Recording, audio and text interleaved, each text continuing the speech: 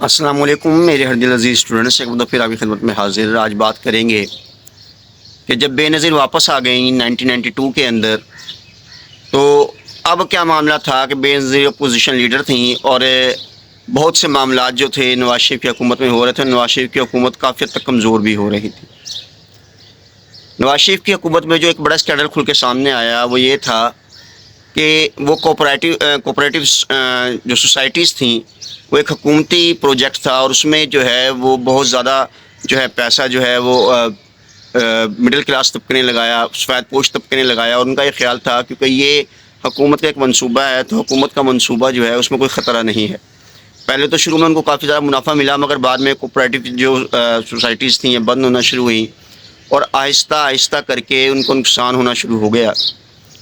جب یہ معاملے کا کیس چلا تو کیس کے اندر اتفاق فاؤنڈریز بھی موجود تھی، اور میاں نواز شریف صاحب نے اتفاق فاؤنڈریز کا جو کیس ہے وہ عدالت پہ چھوڑ دیا۔ عدالت نے بعد میں کہا کہ پیسے واپس کیے جائیں جن جن لوگوں سے لیے گئے ہیں اتفاق فاؤنڈریز میں بھی۔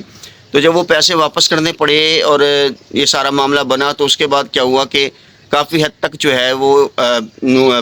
اس مسلم لیگ کی جو ہے وہ امیج خراب ہو گئی تھی پنجاب میں اور کشمیر میں، کیونکہ پنجاب اور کشمیر ان کا مین ووٹ بینک تھا، اور یہیں سے بہت زیادہ پیسے ان کوپریٹیو سوسائٹیز میں انویسٹ ہوئے تھے۔ اب یہ جب تمام معاملات ہو رہے تھے تو بے نظیر بھٹو بھی جو ہیں وہ ملک میں آ چکی تھیں، اور اب جب وہ ملک میں آ گئیں تو انہوں نے یہاں پر آ کر ایک لانگ مارچ کا اعلان کیا جو کہ نومبر 1992 میں ہونا تھا۔ اب جب لانگ مارچ کا اعلان کیا گیا تو اس لانگ مارچ کو روکنے کے لیے یہاں پر جو ہے چودھری نثار چودھری شجاعت اس ٹائم کے وزیر اعلیٰ، انہوں نے اس کی ذمہ داری قبول کی،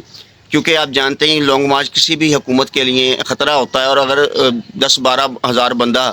کہیں دھرنا دے کے بیٹھ جائے تو پھر اس کو اٹھانا بڑا مشکل ہوتا ہے۔ تو بہرحال نواز شریف صاحب کی طرف سے ان لوگوں نے جو ہے یہ ذمہ داری قبول کی کہ یہ اس لانگ مارچ کو جو ہے وہ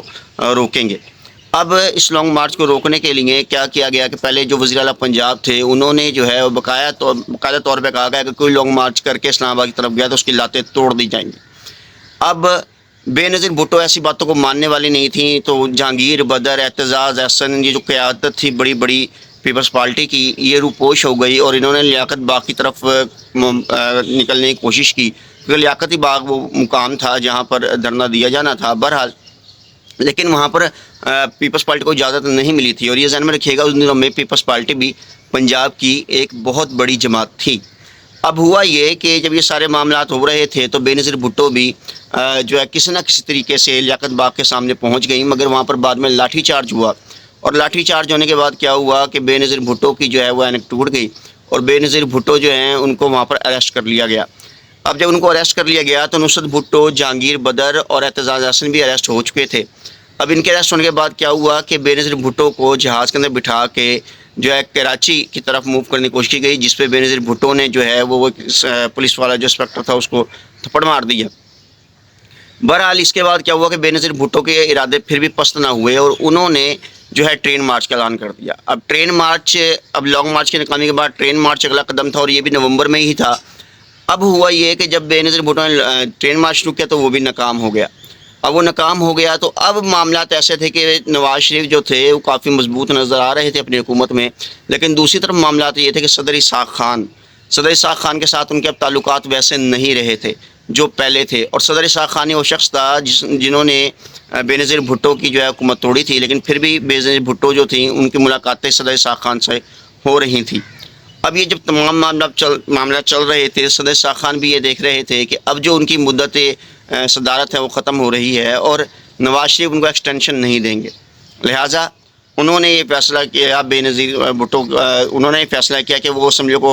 ڈیزالو کر دیں گے، اور اسمبلی کو ڈیزالو کرنے کے بعد جو ہے پھر ایک قومی حکومت بنائی جائے گی، اور اس کے بعد جو سارے معاملات ہوں گے۔ لیکن ہوا کیا کہ اس معاملے میں کہیں سے بھی جنرل آصف نواز جنجوعہ کا کوئی تعلق نہیں تھا۔ جنرل آصف نواز جنجوعہ جو ہے وہ واک کر رہے تھے، اور واک کرتے ہوئے ان کو دل کا دورہ پڑا اور وہ وہاں پر انتقال کر گئے۔ پہلے تو